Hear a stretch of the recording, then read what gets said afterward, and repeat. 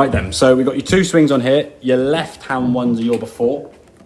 Your right hand ones are both your after. So if you look at yours to start with, obviously, in terms of that grip, you can see your left hand. If I actually go back a little bit, you'll see more of that left hand position when the right hand comes off.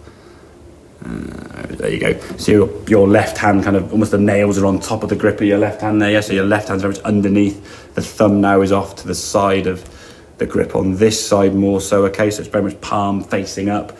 We've got a weak left hand grip. Compare that to kind of where your left hand is there. I don't know if I get your right hand off the club, do I? Not quite, but you can see where your thumb's kind of further over to the right. That moulded grip when you first had it was like, where does my thumb go? And getting that grip in a better position is now going to better control that face a lot more.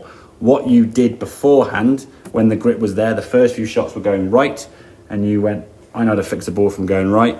I'm going to scoop my left wrist like this, and then a lot of kind of that sort of frame just after impact here. I mean, that is quite an almost like a wrist breaker kind of like scoop to try and like send that golf ball to target. It kind of hit some straight shots, but that amount of movement in your left wrist is going to require so much timing. When you're wrong, it's either way right still or just way left, or it may go straight, but not going to be very consistent, okay? So from this better grip position here now, there's still going to be a little bit of scoop, but not nearly as much when you come here. You can see your hands have actually moved past your body a bit more now. And then you can kind of finish with this club sort of finishing over your left shoulder there. Nice weight shift there. But it's a lot less kind of scoopy, flicky as this movement. If I clear that line there. There's that kind of like little flick underneath it to just try and, square it up.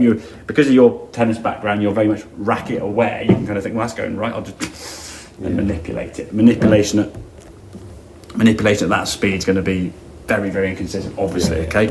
Right. Setup wise for yourself then, Dave. Okay, if I get that way. So grip wise, again, similar in terms of grip pressure. We can't see pressure obviously, but we know that grip pressure you were squeezing on for dear life, cribbing quite tight, okay?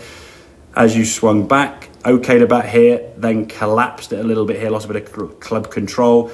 And then because the face was now open and keeping that left arm straight was something in your head you were trying to do, that club face would come back the ball way to the right. You would then lean back on your right side to try and square the club face up, and then most of your weight now is fixated back on that right foot, leaning back, trying to help it, What you've got to try and do is learn what that left arm's going to, almost think about sort of throwing a frisbee with your left arm, which would probably be quite awkward when you're not doing it with your left arm normally, but the elbow kind of going down. Perhaps do it with your right arm, of what your right arm would do, and then try and mirror that the other way. So just get used to this elbow pointing down.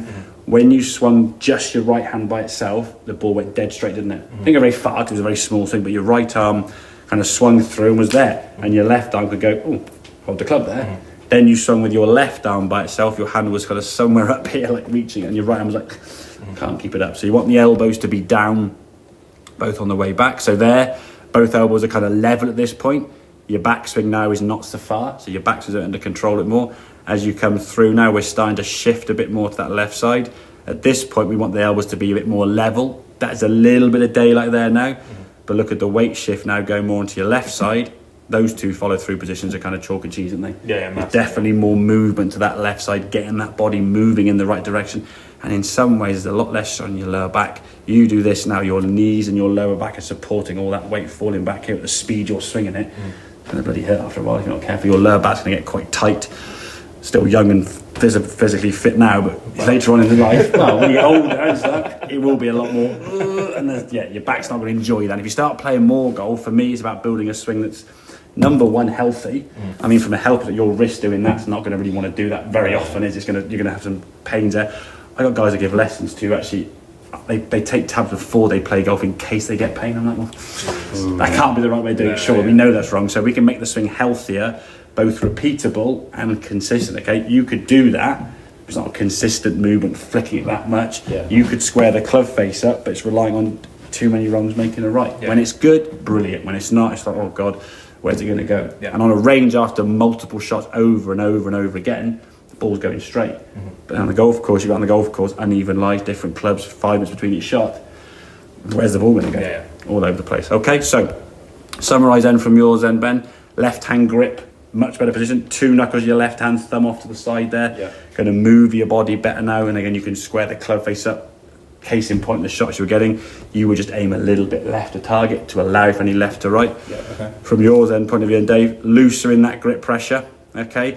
Being aware of how your arms are going to kind of throw and move to target, okay? We're not going to lean back and keep that left arm straight, almost like throwing a rugby ball. If I said to you uppercut with your right hand or throw a rugby ball towards target, this would be kind of the move you want to do, where you're moving more into that position here, throwing things towards target and getting onto that left side, not leaning back trying to save the golf club strike.